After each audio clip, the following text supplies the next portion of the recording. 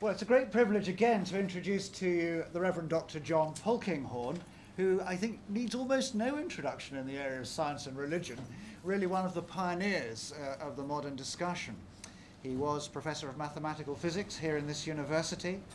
He resigned his chair and took holy orders and then did some parish ministry in the Church of England for a few years.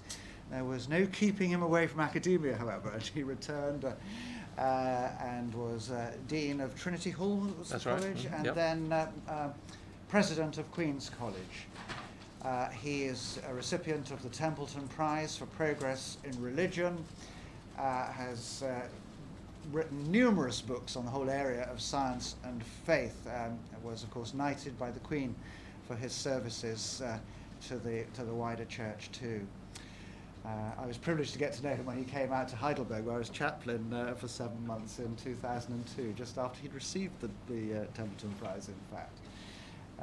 And I'm very happy indeed to introduce again John Polkinghorne. Well, thank you, Rodney. A good many religious traditions, not all of them by any means, but a good many religious traditions want to speak about God using, at least at times, personal language. And they do that not because they think God's an old man in the sky, but because they think when finite human language is being stretched, as it has to be, obviously, as humans try to talk about the infinite reality of God, an important direction in which to stretch it is in the direction of the personal. And the reason for that is that we believe that God does particular things in particular circumstances. In other words, it's a belief, if you like, in divine providence that I think motivates personal language about God. In the Christian tradition, we talk of God as Father rather than God as force, because we think that God is exactly not like the law of gravity. Gravity is the same all the time, whatever the circumstances. If you step off the top of a high cliff, whether you are a good person or a bad person won't make any difference to the effect of your falling over in that sort of way. But we believe that God is a being who interacts with the world in ways that are appropriate to the circumstances of the world. And anyway, in the Christian tradition, and I think this is probably true of all the Abrahamic faiths, when we think about God's interaction with creation in that providential mode, we're trying to steer a course between two unacceptable extremes. One extreme would be simply one that we were thinking about yesterday, the deistic spectator, the God who simply set it all going and then just lets it all happen. That's an unacceptable picture of God, certainly if you understand God's essential nature to be the nature of love. Love could not be so indifferent as the deistic spectator would be. But an equally, I think, unacceptable extreme, the one that certainly has been very closely approximated to in a number of forms certainly of Christian tradition and other religious traditions, is that of God as the cosmic tyrant, the God who does everything, the God whose creation is a sort of puppet theatre in which God pulls every string. And that is an equally unacceptable picture of God. Again, unacceptable if God is the God of love, because the gift of love is always and characteristically the gift of some appropriate degree of freedom to the object of love. I mean, we know that, of course, as parents. We have to allow our children, as they grow up, to be themselves and to express themselves in their own way. When little Johnny or little Jean have learnt to ride a bicycle, there comes a stage when they have to be allowed out on their own into the dangerous traffic. So somehow or other, it seems to me that theology has to find a picture of God's interaction with the world. Incidentally, notice that I use the word interaction. I very, very much dislike the word intervention used about God's relationship to the world. I dislike that because it seems to me to carry the implication of episodic poking of a finger into the works when things have got really rather out of hand. It seems to me God's relationship with creation is continuously unfolding, is continuously consistent, even if, of course, continuously sensitively responding to the actualities of the particular situation. So I believe that God interacts with the world, but does not overrule the world. Creatures are allowed to be themselves and to make themselves in ways that are appropriate to their natures. But equally, of course, they're not just left to their own devices. Now, of course, it's a very, very deep and familiar and puzzling theological problem to know how to get that balance right. I mean, what I'm talking about is essentially the problem of grace and free will, now written cosmically large in relation to God's relationship to the whole of creation. I mean, individual lives, many of us would say, of course we are responsible for our lives. We are allowed to make our choices in life. But also, this is particularly something perhaps we're conscious of retrospectively, as we look back on our lives, we believe that God has also been at work in our lives, guiding and leading us in various directions. St. Paul, you may remember, wrote to the Philippians, work out your own salvation, for it is God who is at work within you. And that's the paradox. And this is, I think, true not just of God's relationship to individual human beings, but also in relation to the whole of creation. So some sort of interactive picture is required. And the problem we have to think about a bit today is that picture consistent with what science tells us about the actual causal structure of the world in which we live? Now, post-Newtonian science, of course, tended to see the world as wholly mechanical, a sort of piece of gigantic cosmic clockwork. In the 18th century, people like de la Mettrie wrote books like Man the Machine. They saw human beings even as being essentially elaborate automata. As you know, Newton himself didn't take that point of view. Newton certainly believed that there were spiritual forces at work in the world. He believed that, in fact, that the solar system needed angelic correction every 60,000 years or so to keep it from wobbling apart. But his successors increasingly took a mechanical view of the world. I don't think that was substantially modified in the 19th century by the discovery of field theories through the work of Faraday and Maxwell and people like that. Because a field, a classical field, is as much a deterministic system as the description of particles. When you're talking about particles, you use ordinary differential equations to describe their dynamical time development. When you talk about fields, you have to use partial differential equations. But each set of equations is deterministic in terms of properly set boundary conditions. So I don't think that the field theory, and some theologians don't quite get that, I have to say, still. I'm going to thump one of my favorite drums. My dear and now very elderly friend Tom Torrance, I don't think sees that clearly, and neither does Wolfhart Pannenberg, who thinks that there's more to fields than I think actually meets the scientific eye. But of course, the picture of the world as merely mechanical, clockwork in that sense, certainly died the death in the 20th century. And it died the death because of scientific discoveries, which we'll have to look at in a little bit of detail. But before we do that, it became clear, I think, that from the 20th century discoveries that whatever the physical world is, it is something more subtle than mechanism. And I'm going to argue that we should think of it also as not only being more subtle, but also being more supple than mechanism. Before I get on to that, let's just think and recall to ourselves that the question of the nature of causality, though it is certainly influenced by scientific discoveries, is not in actual fact settled by scientific discoveries alone. The questions of the nature of causality are essentially metaphysical questions. And though science, though physics in the general sense, constrains metaphysics, it doesn't determine what the answers should be. The relationship between science and metaphysics is rather like the relationship between the foundations of a house and the building that you erect upon them. You can't erect any old building on a given set of foundations, but equally the foundations themselves do not uniquely determine the building you're going to be able to build. And this point about the inescapable necessity of metaphysical decision when you're thinking about causality is very neatly illustrated by thinking about quantum theory. All accounts of quantum theory, of course, have to respect Heisenberg's uncertainty principle, which says that you can't know everything about what's happening in the physical system. All accounts of quantum theory will produce a probabilistic mechanics from it. It will not be able, in general, to say this will happen, but simply this will happen with a certain probability, that will happen with a certain probability. All are going to agree upon that. That's, if you like, part of the physical foundations which science gives to us in thinking about the causal structure of the quantum world. But of course, probabilities can arise from two different causes. One is simply from ignorance. There may be an underlying, totally deterministic system, but we are ignorant of all the fine detail that would enable us to calculate what the actual outcome is going to be on a given occasion. Presumably, essentially, shaking a die is of that character.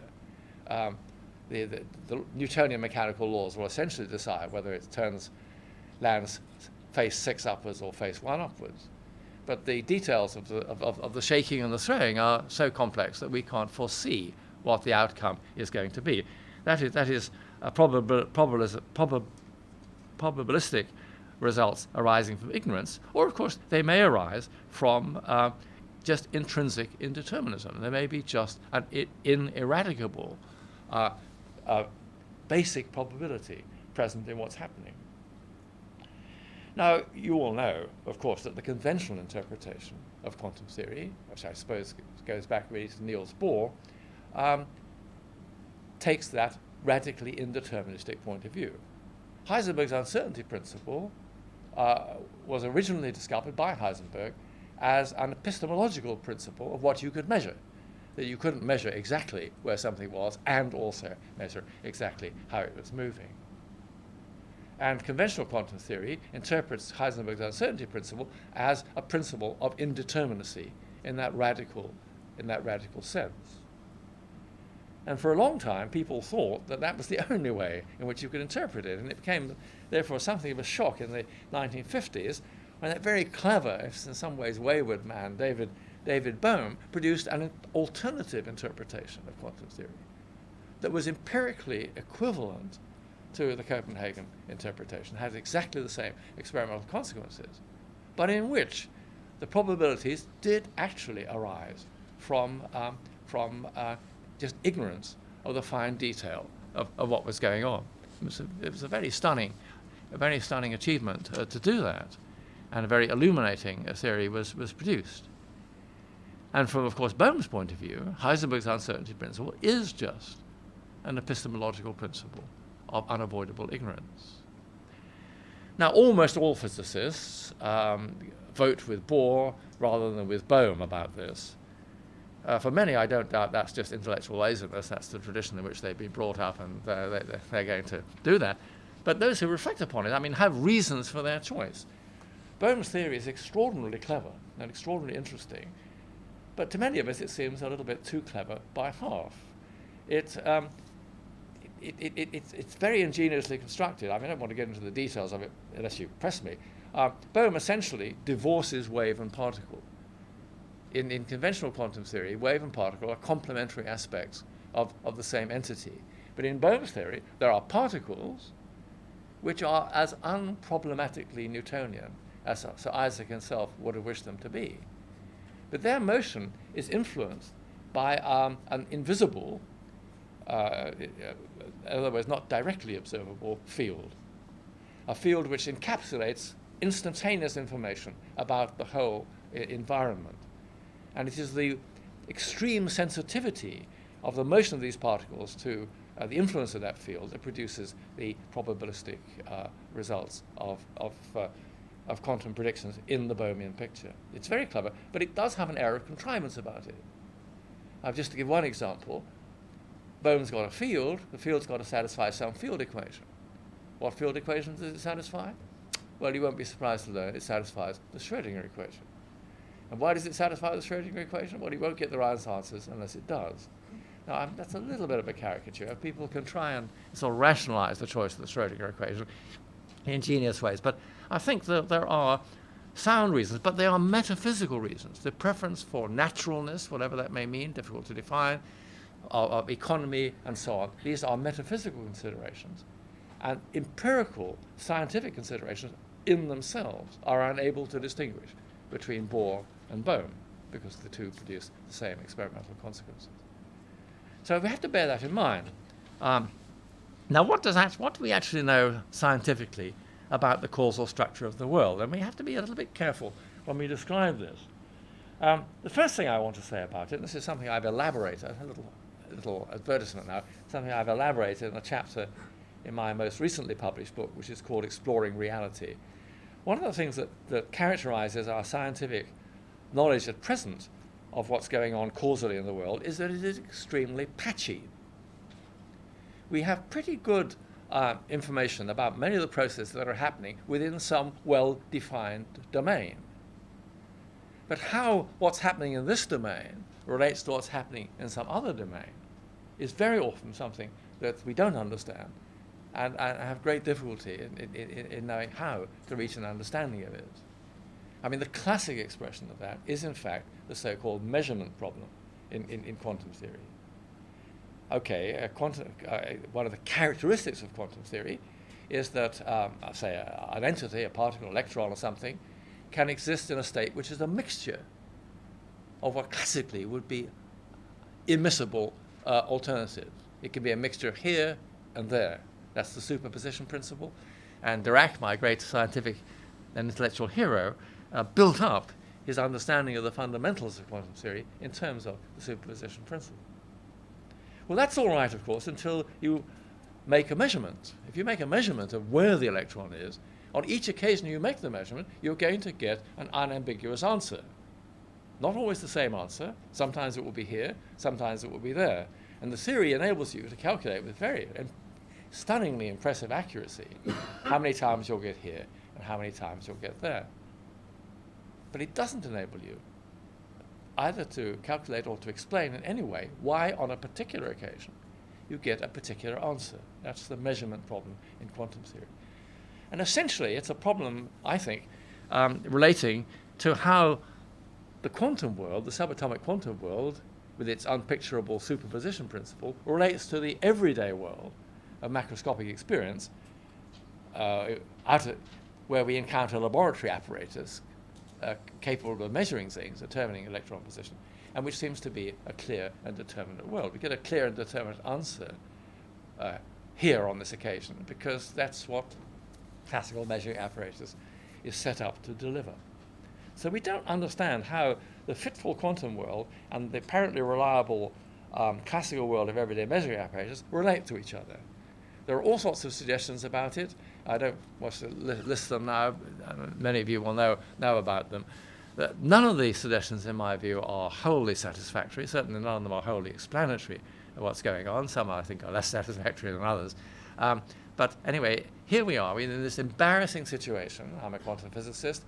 Here we are, more than 80 years after the initial discoveries of quantum theory. We still don't understand how so basic an operation, so fundamental to physics as measurement, actually takes place on quantum systems. So that's an example of how patchy our understanding of the world is.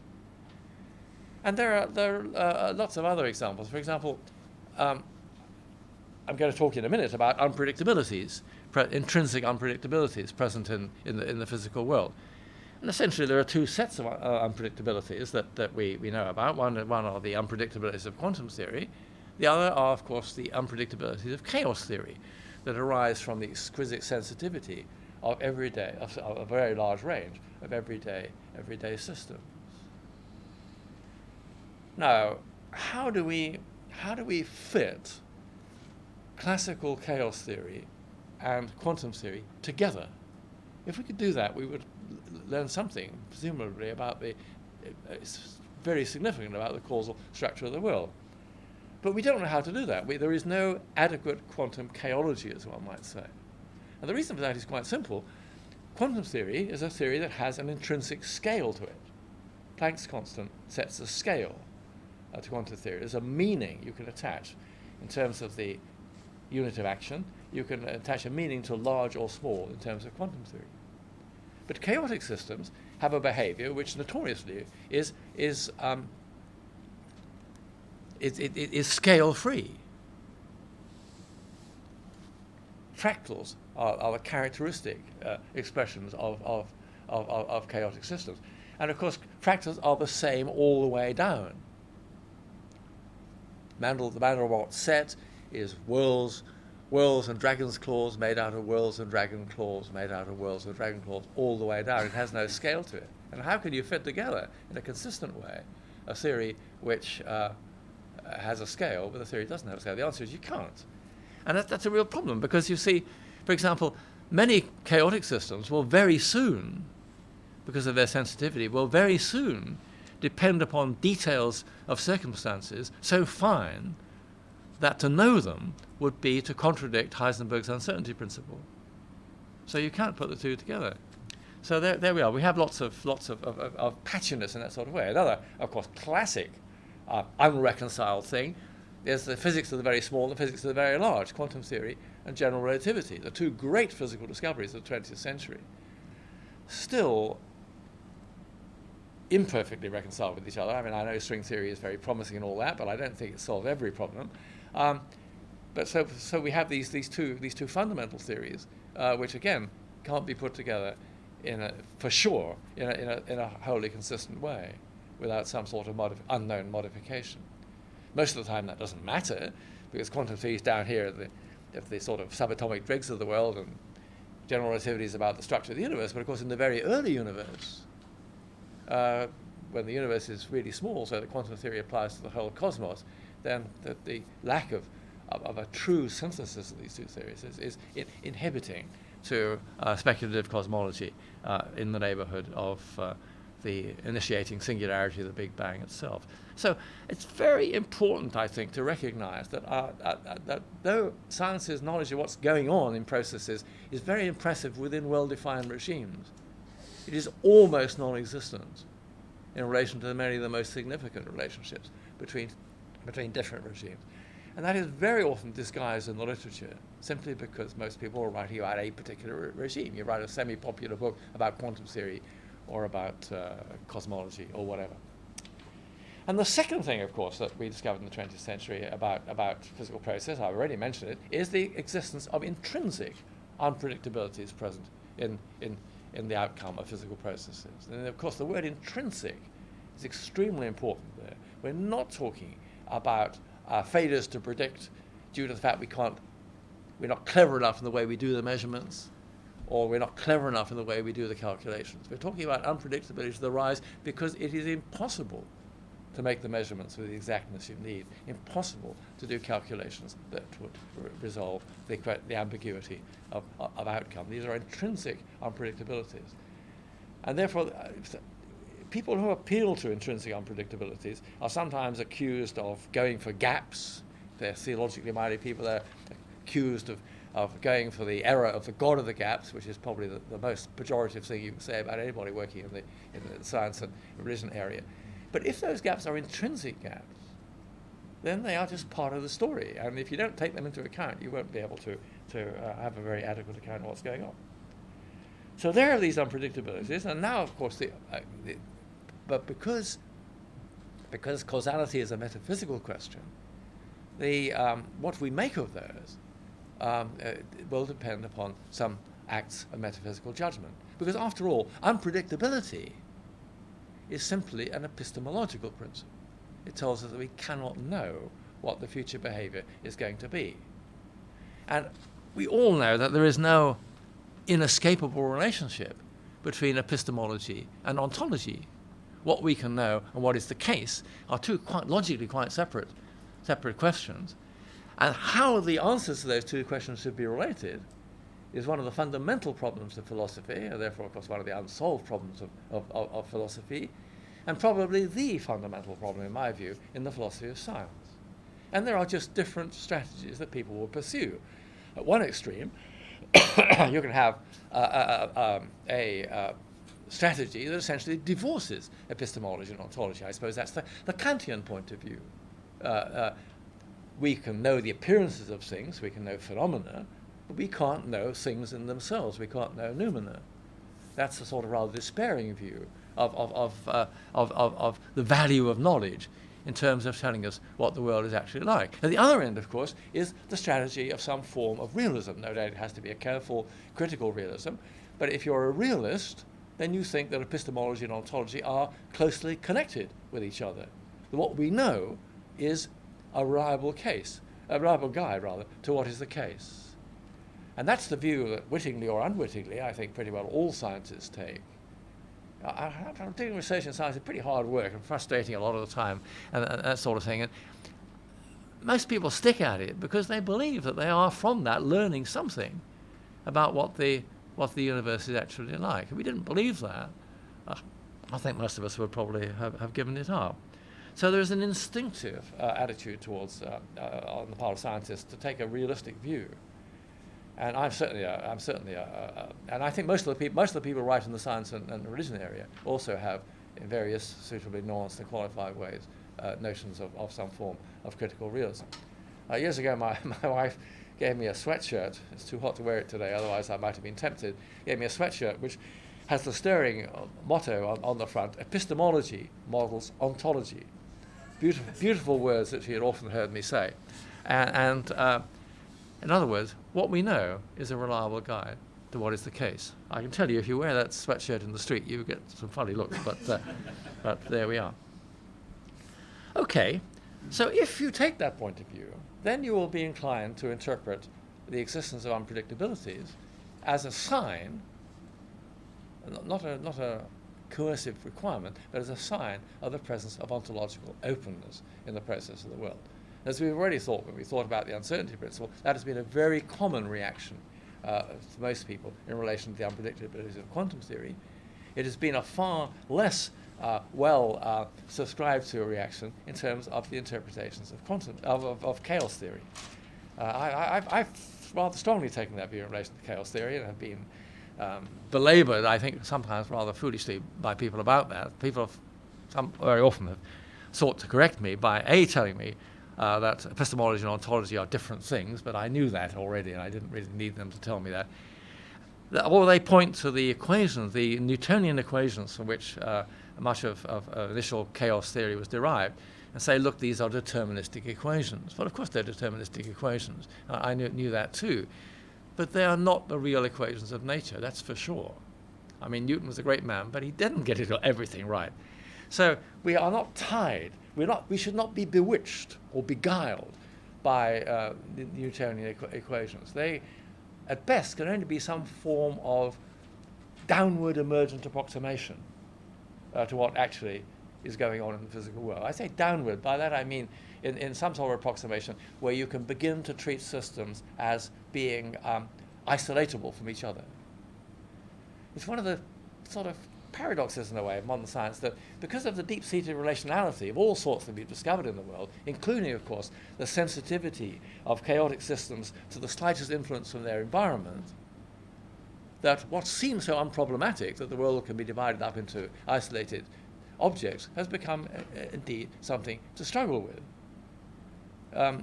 There's a real sense in which a truly chaotic system can't be considered in total isolation from its environment, because the environment will all the time be giving it little nudges to change its future behavior. So the problem of separability is, I think, really quite a severe problem in thinking about contemporary physics. Of course, clearly there are lots of circumstances in which separability is a good approximation. In fact, science wouldn't have been possible if that were not the case. If you didn't have some degree of separability, so that what happens here doesn't depend critically on what's happening over there, experimental investigation would be impossible. You wouldn't be able to learn anything until you were able to investigate everything, and that would clearly stop it. So there is a lot of separability around in the world, but it isn't by any means universal. It isn't by any manner of means intuitively obvious and uncontroversial. So I think we should see a certain freedom in thinking about how to interpret the behavior of chaotic systems. And I think we should interpret both quantum systems and chaotic systems as being, in some sense, which I'll have to discuss a little bit in a minute, open to their future, causally open to their future. It would be nice, of course, if we put the two together, but I already said we can't do that because of the problems of quantum chaology at the moment, anyway. Now, what do I mean by saying that these systems should be treated as being open to their future? I don't, of course, mean by that their future behavior is some sort of random lottery. I'm not invoking the presence and action of the goddess Fortuna as part of the description of physical process in the world. What I mean by that, and of course anyone who talks in this area is to some extent having to wave their hands a bit, what I mean by that is that the causal principles that bring about the future, I'm not giving up the principle of sufficient reason. I believe there are causal principles that bring about the future. But those causal principles are not exhausted by science's traditional account, which is the exchange of energy between identifiable and separable constituents. That's been science's picture of the behavior of the world. In other words, openness to the future means that there are kinds of causal principles that can be at work in the world, which are over and above those which have been science's conventional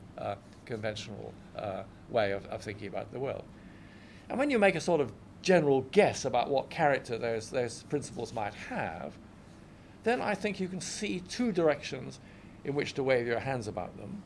One is the extra principles will be, it seems to me, holistic in their character rather than reductionistic. I've already argued that the question of separability is problematic, that chaotic systems really can't be isolated and treated apart from their environment and so on. So it seems to me that it's been clearly shown up that we need to think holistically about things as well as thinking in constituent terms.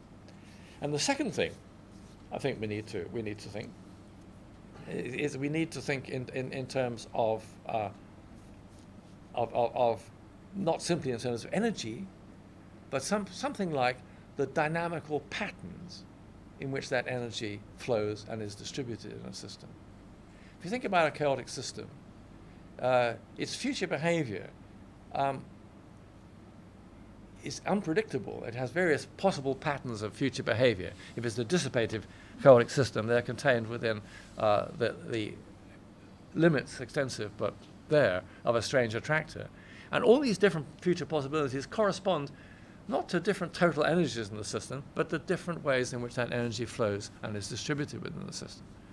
So it seems to me that the new causal principles that, of course, we haven't properly discovered yet, and which we're groping for, will be holistic in character, and they will be concerned with dynamical patterns of behavior, of energy flow, rather than with total energy itself.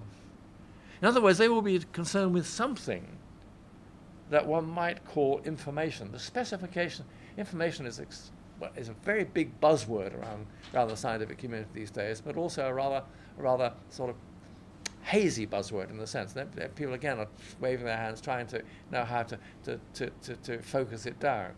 Information is being used here as something like the description of dynamical pattern. That's rather prosaic and banal description, but it's something like that.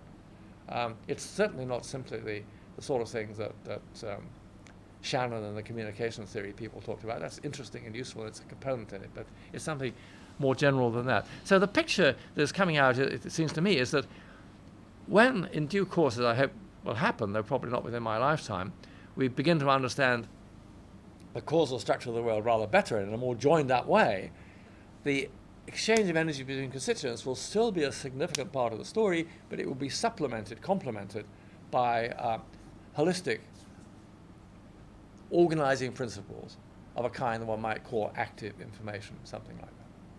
That's the guess. Now, what might support that guess? What might those principles be like? Well, let me say straight away that I think one of the things that supports the guess is that if that something like that picture was the right way to think, science would have achieved something that I think so far it has not been able to achieve. That is to say, it would achieve being able to describe a physical world of which we could consider ourselves truly to be the inhabitants. I think, I know this can be controversial, and of course philosophers argue about it for centuries. I think that it is a basic human experience that we have powers of agency. we have ability to act in a holistic way and to execute our intentions. I can decide to raise my arm. When I raise my arm, there is, of course, a bits and pieces description of what's going on. There are currents that flow in the nerves, the muscles contract, and that sort of thing. But I raise my arm. That's an action of the whole me. And if you give me a little electric shock to make my arm start up, I can tell the difference. I say, you did that. We have powers of agency, it seems to me. And science has not been able really to accommodate those, it seems to me, in its description of the world. If there is something like holistic, active information network in the world, that's a small move. It's a glimmer, if you like, of a move in the direction of being able to understand how it might be that human agency arises. It certainly doesn't solve the problem, many, many problems there, but at least it's a hopeful direction in which to wave our hands. That would be one thing to say. A second thing, a bit more technical in a way, it is science is just beginning at the end of the 20th century, beginning of the 21st, to be able to discuss in a small way the holistic behavior of complex systems.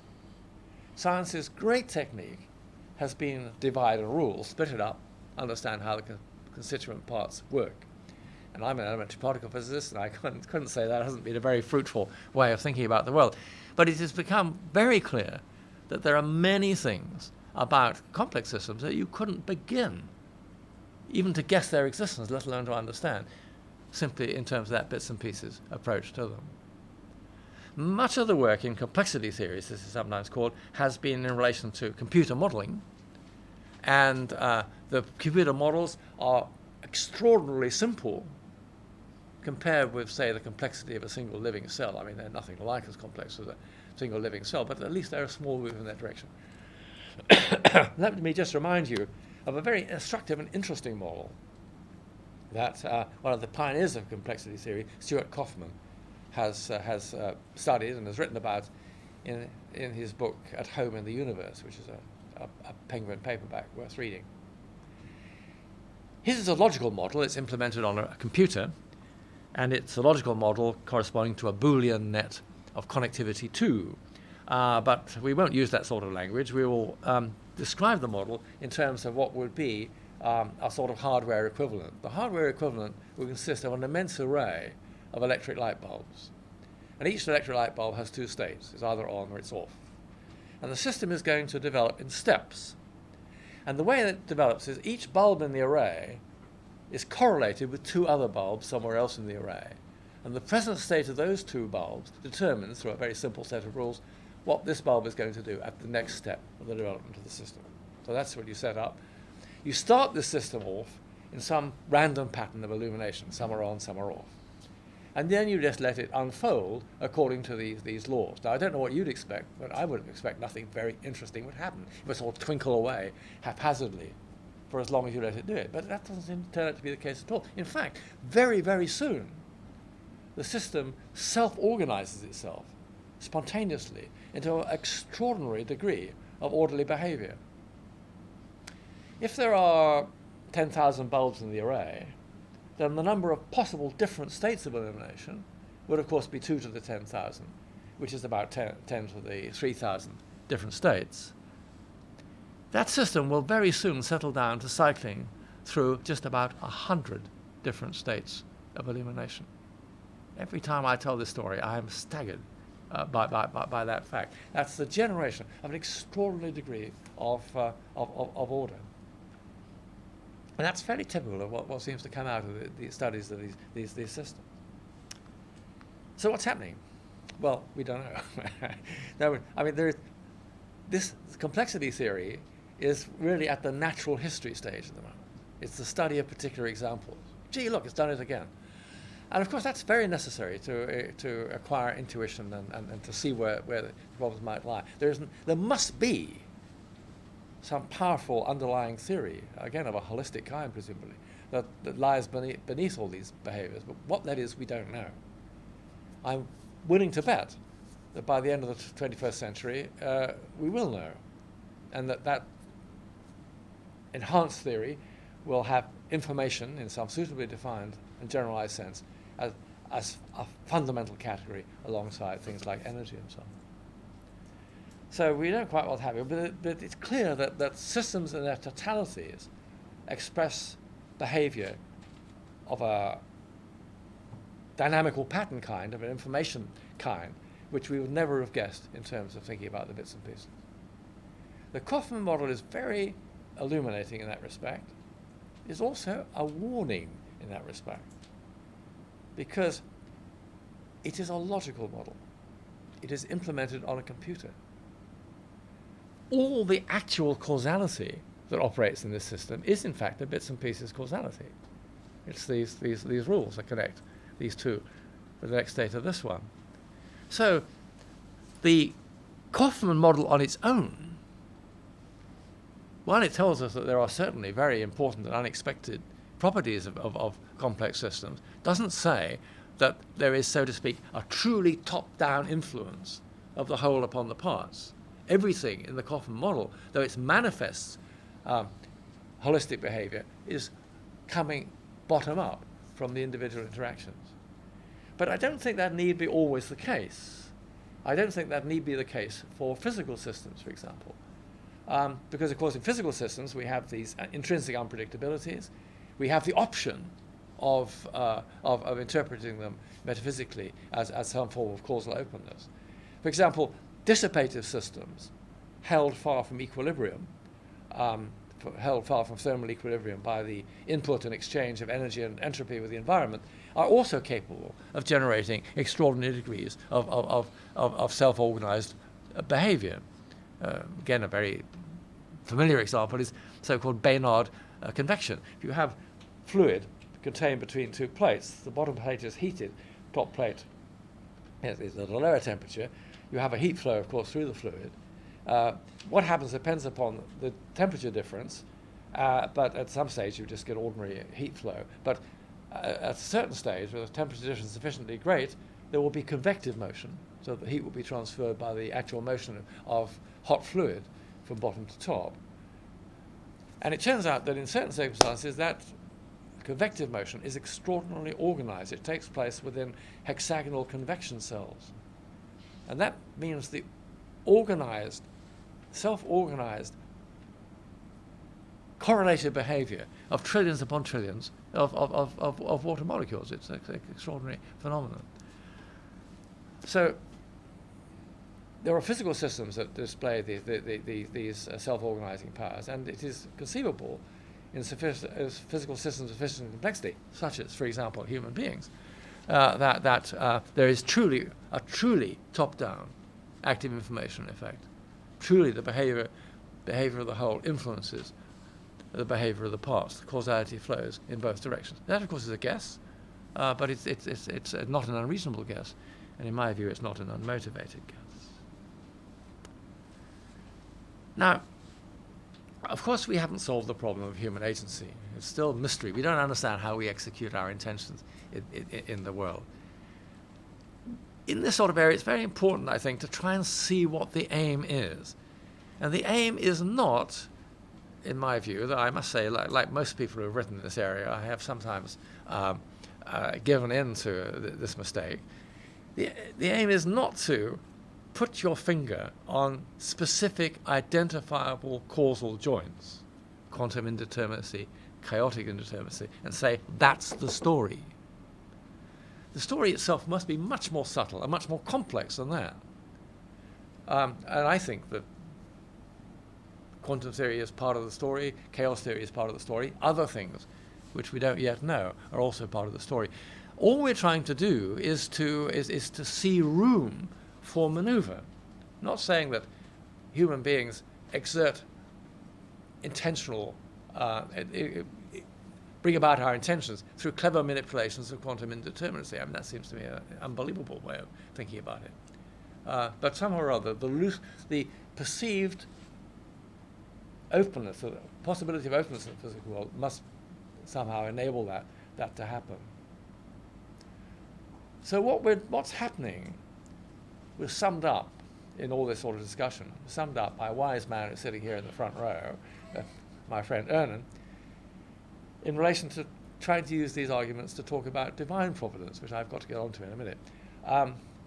He said the 1990s, the whole science and theology community devoted an enormous amount of effort to doing this. There were very important conferences, lots of toing and froing, lots of argument, lots of claims and counterclaims, I have to say. When the dust settled, of course we hadn't solved the problem of saying, aha, now we know how God acts in the world, any more than we've solved the problem of how we know we act in the world. But as Owen said, what has happened from all this is the defeaters have been defeated. It has been shown that science of itself, properly and carefully evaluated, does not establish the causal closure of the world on its own physicalist terms. There is something left to argue about. And we are not forbidden to deny, I think, our undeniable experience of human agency, nor, if we are religious believers and believe we discern God's action in history, are we driven to deny that God acts in the world providentially. There is scope for the argument is not being closed down. The defeaters, in that sense, I think, have been defeated, and that's a worthwhile thing to have accomplished. It seems to me. So the suggestion is not only do we act in the world in some way through this openness of process, but also that God may act in the world, perhaps through the input of pure information into the unfolding history of God's creation, the unfolding history of the cosmos, in some sort of top-down way, in that kind of way. I suppose that's right, or something like that is right. Again, I don't think God does it by simply scrabbling around in the subatomic world, or even by gently giving a little nudge to chaotic systems. It's more subtle and more complex and more interconnected and more mysterious in terms of present understanding than that. But suppose that's right, then there are some consequences for theology. The first consequence, of course, is that theology is not forbidden to talk about divine providence any more than we are forbidden as human beings to talk about our actions as agents. Second, while there are clouds in the world, while there are unpredictable systems at all sorts of levels in the physical world, there are also, of course, clocks in the world. There are also reliable systems in the world. In fact, presumably science wouldn't have been able to get going if it hadn't been that fact. And from a theological point of view, it is very traditional to interpret that those regularities of the world as being, from a religious point of view, signs of the Creator's faithfulness. Seed time and harvest, the succession of the seasons, and so on, are seen as signs of God's faithfulness in the way that God has set up the operations of creation. But not only is that true, but it also means that if they are expressions of God's faithfulness, God will not capriciously or arbitrarily overrule them. And that means that though God does act providentially in the world, God acts in this self-limited way of not being the cosmic tyrant who makes everything happen. I'll talk much more about that tomorrow when I talk about evil and so on in the world. God also respects the regularities that God has ordained to be present in nature. I mean, for God to overthrow the regularities of nature would be for God to act against God, in a sense, which of course is a theological nonsense. And that means that though there are things that God does act providentially in the world, and are things that it is right for us, if we are religious believers, to pray for, there are also things which it does not make sense for us as religious believers to pray for. The clouds may change, but the clocks will keep steadily ticking away. And long ago in the 3rd century, in hot old Alexandria, Origen recognized that was so. He said, "You shall not pray for the cool of spring in the heat of summer." The way the seasons work isn't going to be changed for your convenience. So that's one thing. Another thing is that if it is right in some sense that the way God acts providentially in history and the way human beings act as agents comes about through the cloudiness of unpredictable process, then it means that many of the things that are happening in the world cannot be dissected and itemized and pulled apart and attributed to this particular cause or that particular cause. We can't look at the process of the world and say, okay, natural law did that, human choice did this, divine providence does the third thing. You can't pull it apart and itemize it in that way. So if that's the case, providential action, it may very well be discernible by faith, but it will not be demonstrable by some form of experiment or analysis. Someone sitting on the edges of the Reed Sea and sees a gaggle of fleeing slaves coming along, hotly pursued by soldiers. The wind comes up and blows back the waters of the marsh. The fleeing slaves manage to get across. When they've got to the other side, the wind drops, the waters come back, and their pursuers are caught and clogged and drowned in those returning waters. No one can force that observer to say that she saw more than a very fortunate accident as far as the fleeing slaves were concerned. But equally, of course, no one can forbid a member of that Israelite company to see in that God's action of redeeming them from slavery in Egypt. There are matters of judgment, of perception, of discernment, which go beyond things that are demonstrable in some sort of unequivocal way. And so divine providence is always, to some extent, going to be hiddenly at work in the world. Well, I think that's pretty well what I want to say. I mean, what I've been trying to say is, first of all, the science doesn't know as much about causal structure as you might at first think. I don't rejoice in that. I'm not of the know-nothing party. I'm not in favour of ignorance. But I mean, equally, we have to be just in what we say. In any case, judgments of causal structure require metaphysical decisions and metaphysical input, as well as taking whatever science can say seriously. That our whole picture of the process of the world has been radically changed in the course of 20th century science in the direction of seeing holistic effects of various sorts and importances, of seeing intrinsic unpredictabilities present in the world. These things offer metaphysical opportunities. They don't demand that they're taken in a particular way, but they certainly mean that science has not established the causal closure of the world. Science does not forbid us to believe that we can act as human agents. Science does not forbid us to believe that God also, providentially, hiddenly, discreetly, is at work in the unfolding of history. That's what I think, and again, you can tell me what you think, so over to you.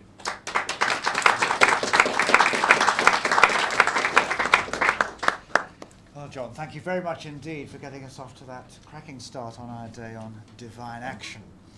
Any questions? Yeah. Thank you so much again for this fascinating talk. You mentioned dissipative structures and how they are can be seen as an example of self-organization. Right. Some people, like William Dembski, say, well, this is not self-organization, it's self-ordering. And organization is something beyond what we can see in such examples.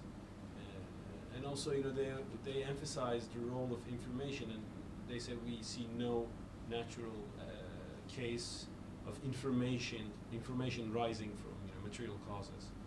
Do you think that's a reasonable assessment? Or? Well, it's not an assessment that I share, certainly. I agree, of course, that these models are the toys of thought. I mean, they're very striking, but there's a big difference between focusing down on a small number of patterns of illumination and some sort of meaningful, flexible action in the world. I mean, there's an immense gap between what these little models suggest and the sort of phenomena in the end we hope might be explained. And undoubtedly, I mean, this whole question of information, all the time it's in scare quotes, inverted commas. What I'm saying, we don't know how to define it. It's certainly got to have a much, much richer. If it's going to relate to human agency, it's got to have involved in it not just patterns, but it's also got to have some evaluative aspect to it and so on. So it accommodates ethical considerations. It's got to have a extraordinarily relational character to it, because as human beings we are constituted to a significant extent by the network of relationships in which we exist, not simply internally constituted, but externally constituted as well. So of course there has to be a lot of advance, and all I'm saying is this is a good direction in which to wave one's hands. I think the intelligent design people both make a mistake and are unfairly criticized. They're unfairly criticized for not being scientific. Well, if you could establish irreducible complexity, that would be a remarkable scientific discovery. It would be a Nobel Prize winning scientific discovery. Of course, they haven't done it. They don't take adequately into account the subtleties, the co-optive character of the evolutionary process, how what develops for this purpose can be taken up and used for another purpose, and so on. They haven't begun to establish irreducible complexity, and it's pretty difficult to see how you could do that. But it is at least a scientific question. But of course, they're not asking it for scientific motivations. They're asking it, and this is where the criticism comes in, they're asking it for thinly disguised religious motivations. And there I think they just make a theological mistake, because they are interventionists rather than interactionists, in the language I was using earlier. They can't take sufficiently seriously that the God who is the ordainer and sustainer of nature acts as much through natural process as in any other way. If the whole development of human powers and so on could be fully explained by evolutionary biology and evolutionary anthropology, which of course is far from being at the moment, but if it could, that wouldn't prove that God didn't do it. It would simply tell us the way in which, very cleverly, one might say, slightly patronizingly, God had decided to do it. So they make a theological mistake, I think, and try and put too much weight on an interventionist kind of understanding of God. Thank you. Next. Yeah. Thank you very much for your interesting talk. I think I came to understand your views much better than I was ever able to in the past. I would like to have your comment on an objection that people like, I believe, Hobbes, Hume, Jonathan Edwards, and contemporary compatibilists are often inclined to make towards libertarian freedom. Yeah. Namely that, while determinism may be bad, it might be bad if my actions were all decreed by God and so on, at least my actions might result from might be caused proximately through my wishes, desires, beliefs, goals, and so on. Whereas if they aren't determined plausibly, plausibly the only alternative is something worse, namely randomness. And if something is random, it's even less free, one might think. So do you have a clear idea of some third alternative besides determinism and randomness, or how would you address that? Yes, no, absolutely, absolutely. Well, first of all, let me say that I'm an incompatibilist as far as those things are concerned. It seems to me it is not sufficient to say that I act in accordance with my wishes, but both my actions and my wishes have a common origin in some underlying, totally determining cause. If I am to have moral responsibility, if I am to be truly given by my Creator the freedom to be myself, I have to have the liberty of indifference, as people say. I have to be able to decide to do this or not to do this. I know there are lots of subtle arguments, and I'm sure any philosophers here could tie me up in knots in a couple of minutes about that, but that's what I believe, so I don't subscribe to that. Equally, of course, absolutely, I don't believe that freedom is randomness. I don't believe that the lottery is the thing that we should hope that creation is like. I mean, that's absolutely the negation. What I was trying to suggest this morning is that in a glimmering, only partially articulated sort of way, there is the possibility of using unpredictabilities, not as I say the sort of capricious acts of the goddess Fortuna, but as opening a space, opening a causal space for agency of one sort or another. When I said I subscribe to sufficient reason, I believe there are reasons to bring about the future. I don't include in that in that the cosmic roulette machine as part of that. I mean, so yes. I mean, I think agency, the execution of intentional acts is lies between being determined. And it seems to me, I just cannot see that the God whose nature is love fulfills that love by populating the world with a collection of automata or a puppet theatre. That doesn't seem to me at all right. So that's what I think. Thank you. That's an important question. Thank you. I don't know if you're familiar with a book that Max Born wrote just before the Second World War called The Natural Philosophy of Cause and Chance. Yeah, I have read it a long time ago. As I recall, he was dealing Yeah. fairly narrowly with the interpretation of quantum mechanics, which was Yeah. a live issue at the time, but he made a fairly sharp distinction between causality and determinism. And while he strongly accepted that determinism was no longer possible to accept, you could still have a strong idea of causality. In other words, indeterminism did not mean that you've done away with the idea of causality. Am I making sense? Yes. No. Well, well, that again seems to me to be consonant with what I've been trying to say this morning. I mean, something brings about the future. That something is not the sort of thing that is conventionally described by traditional ways of interpreting physics. That's all I want to say. Those traditional ways are an important part of it, but they're not the whole story. So I'd be sympathetic to that. Yeah, behind. What about this side of the room? Have a go in a minute. We're going to come to this side of the room in a minute, yes. Yeah, thank you. It's really fascinating and really sort of understand where you're coming from. I think in the way that God might interact in that way through a process.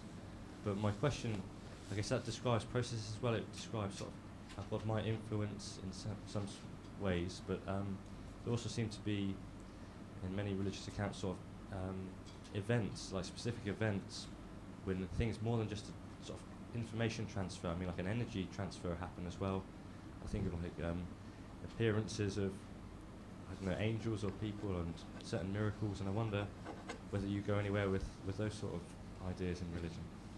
Well, let me say something about miracle, because that's, of course, an absolutely crucial question for a Christian, because I believe that the resurrection of Christ is the pivot in many ways on which Christian faith turns. And it's perfectly clear that a man was not raised from death to unending and glorified life by some clever manipulation of chaos theory, quantum theory, or anything else going around. That was a new and unprecedented act of God. The problem, and of course, if it was an unprecedented, a new act in that sort of way, science is concerned with what usually happens. In that sense, science can't say that what usually happens will always happen. But there's more to say than that, of course. And the next thing to say is that the problem of a miracle is intrinsically a theological problem.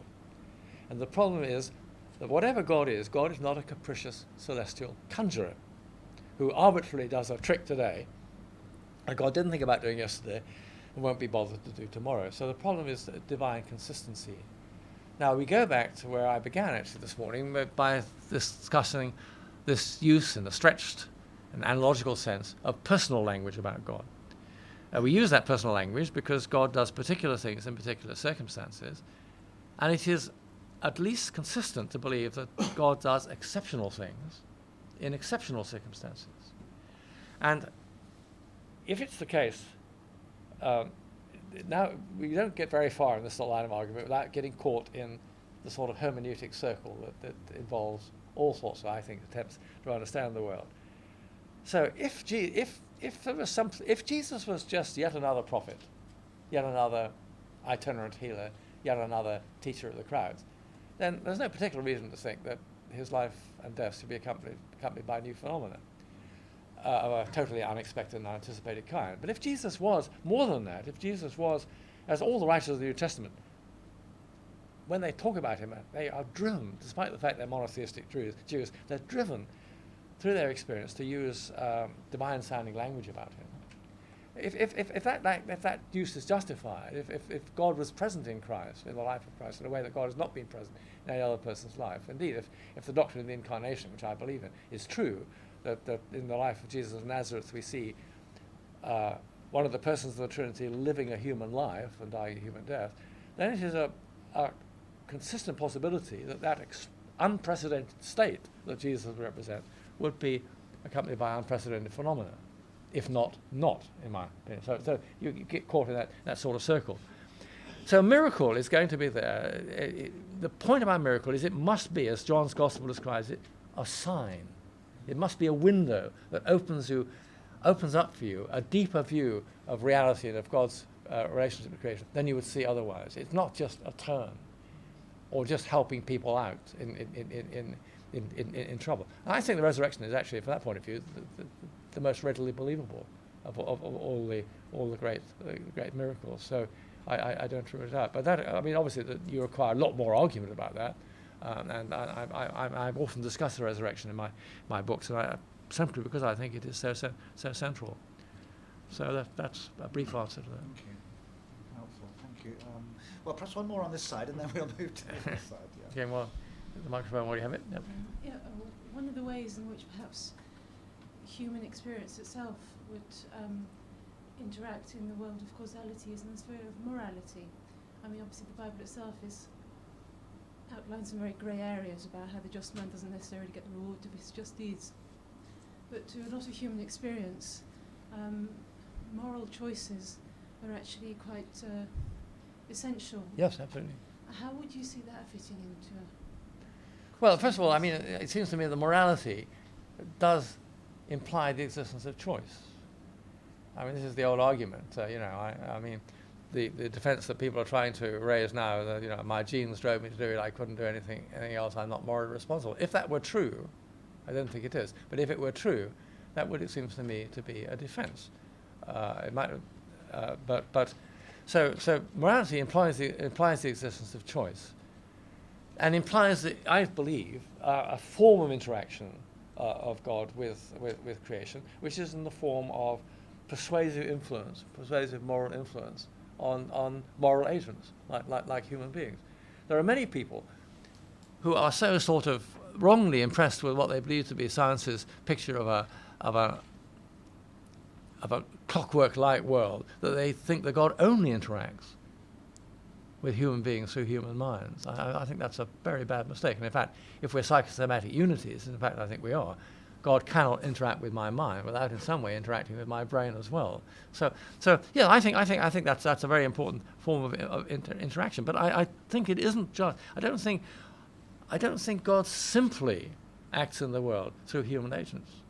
It would mean, for example, that for almost 13.7 billion years of cosmic history, God didn't interact with the world at all, which seems to be a pretty odd situation. Is there such a thing alongside normal physics causality which could be properly called a moral principle?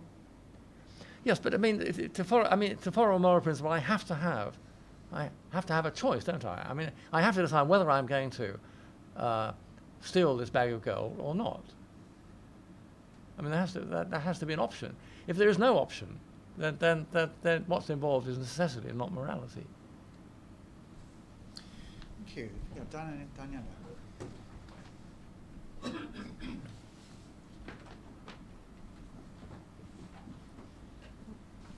If we accept that only God has knowledge about all the world, how can we consider the development of the science as... Sorry, I'm a bit deaf. If we consider Yes. that only God has knowledge about all the world, Right. how can we regard development of science? That is because God wants to give information to people about his laws, or because man is created as an image of God and has itself such information, but only has to find a way to express it. Well, I think that the development of scientific understanding, as with all forms of human encounter with reality and understanding reality, is a fulfillment of God's will for creation. I think there is a genuine vocation to be a scientist in that sense. I don't for a minute regret having spent 25, 30 years of my life working in science. I think it was part of my Christian vocation to use such abilities I had in that direction. I'm very happy to do that. And I always want to say to people, I didn't leave physics because I was disillusioned with it. I very much believe that the God who is the God of truth calls all people to search for truth, to accept truth when it's presented to them, and to respond to it.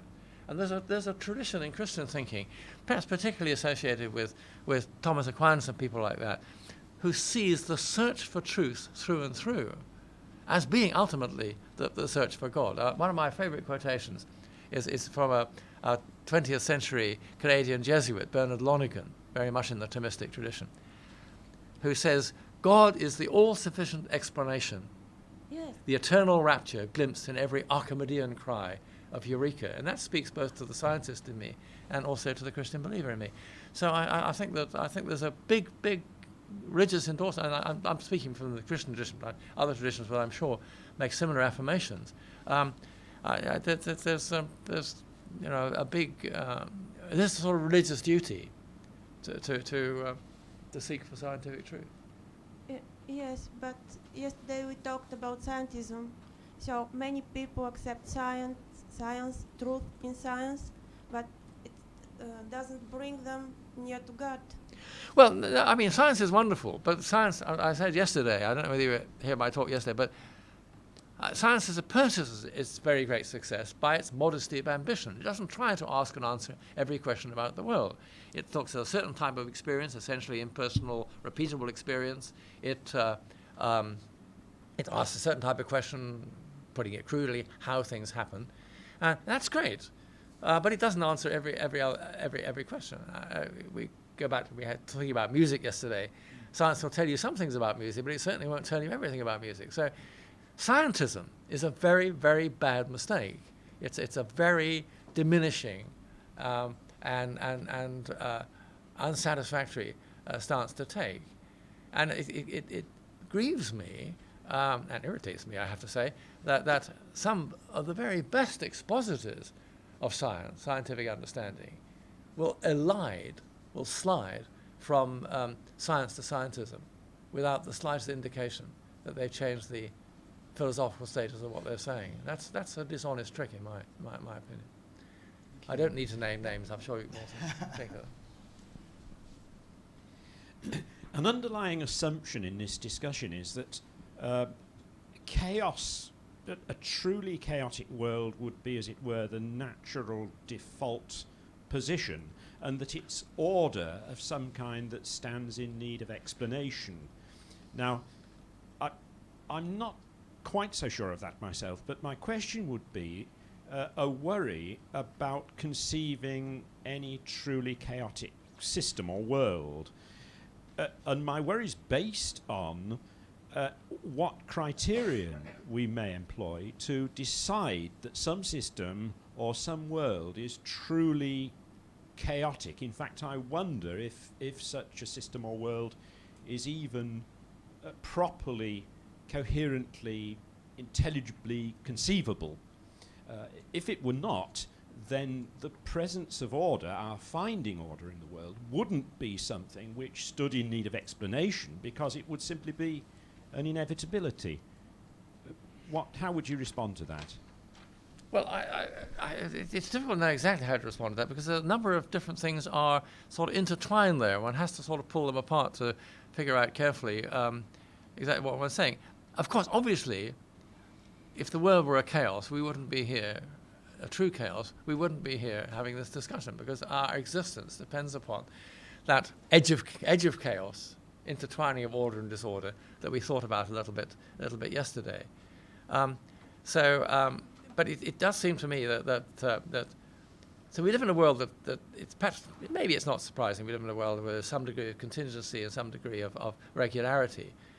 What is more surprising is, in fact, in my view, very surprising, is how fruitful that combination has actually proved to be, to the extent that entities that have emerged from within that process are now able, reflexively, to understand a great deal about that process. That's a very remarkable fact about the world, it seems to me. But I mean, I think certainly for today's discussion, and to some extent yesterday's discussion, what we need to is not get too caught up with all possible worlds considerations. We should spend a lot of our time focusing on the particular world that we appear to live in, and the particular things that science, very interestingly, significantly, is able to tell us about the nature of that world. That's what I think. Does that answer the question? Do you want to follow that up slightly? Only to comment that logically possible worlds, spinning logically possible worlds, is a philosopher's nightmare. Indeed, indeed. Yeah, well, but it's one that I quite like indulging in some of it. But yeah.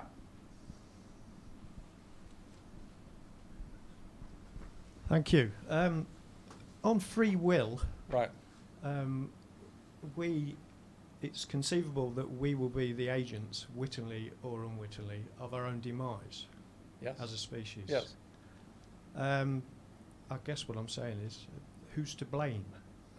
And is it solely for us to sort it out, or should we hope for or expect some kind of intervention? But that's not. Well, I don't think that we should take the view that we don't need to worry too much because God will sort it out for us in the end. If we are truly given responsibility and choice, then the consequences of that will truly be allowed to be, and that seems to me very, very, very important to take that on board. I mean, there are lots of problems in this sort of area, and another problem, of course, is that biologically, no species lives forever, and the average age of a species is about a few billion years, few million years, isn't it? Not billion, few million years. So, you know, what lies ahead for humanity? I mean, are we the last word? Of course, the coming of culture has changed evolution, and so on and so on. So there are lots of uncertainties of that sort, which about the future. But the short-term future, of course, if we choose. I mean, God isn't going to stop the greenhouse effect miraculously just to enable us to keep on jetting around the world and using petrol the way we do. I mean, we have to take that sort of. I mean, we live in a world, and I think it's part of the statement about the world being a creation. We live in a world in which deeds have consequences. That's the meaning, I think, the theological meaning of the wrath of God. The wrath of God is not a testy, angry God who says, I really have lost patience for these chaps, I've got to give them a wham now. The wrath of God is that deeds have consequences. Yes, Jared. Thank you for your scintillating talk. Would you please distinguish the free will from divine action? The free will from divine action. Well, free will is, I think, is a gift that is given to us. We have some room for maneuver in what we do. We have some choice about what we do, and I think God is. And so we play a part in bringing about the future. In that sense, just as the laws of nature, of course, play a part in bringing about the future, and just as I believe God's providential interaction with the world also plays a part in bringing about the future. God has given us some room for causal maneuver, but God has not given away every degree of causal maneuver. And so the world is here I'm going to use a musical image that's been very much used and powerfully used by my friend and colleague Arthur Peacock. The history of creation is a sort of unfolding improvisation, in which the future is not yet determined. I'll talk more about this tomorrow. I must be careful not to steal my own thunder. And so we play our part in bringing about the future, and that's incidentally connected with prayer. I mean, there's an interesting question. What's prayer about? I mean, I'm talking about petitionary prayer now. What's petitionary prayer about? Is it getting God to sign a blank check so that we can get what we want? No.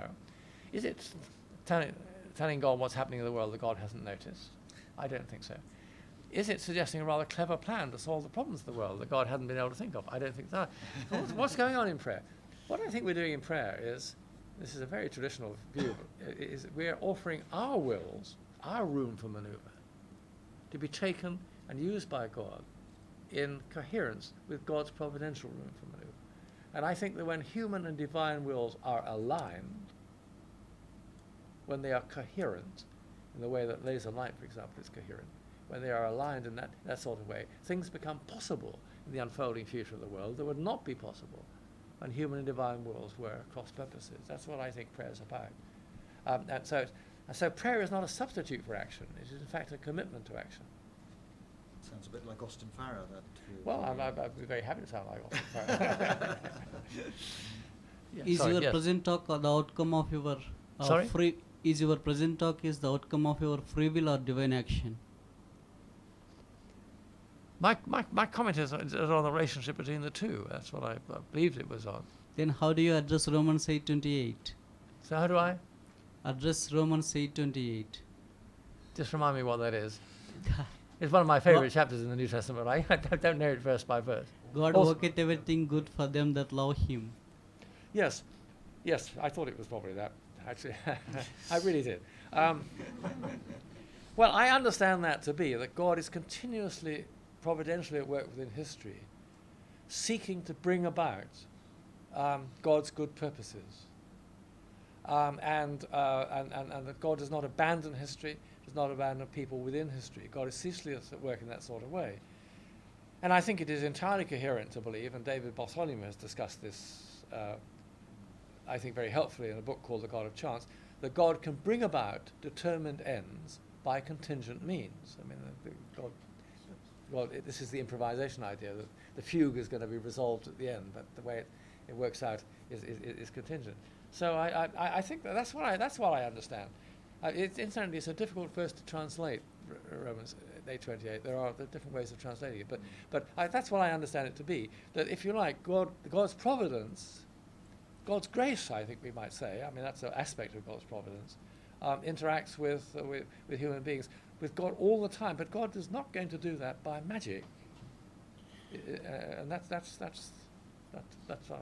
best I can do. It's occurred to me that there is a mystery about human action and divine action, given, for example, with the crucifixion. In some sense, it was God's will that Jesus died for us. Yes. On the other hand, it was human action that brought that about. No, that's a very deep mystery. Yes, absolutely. Yes.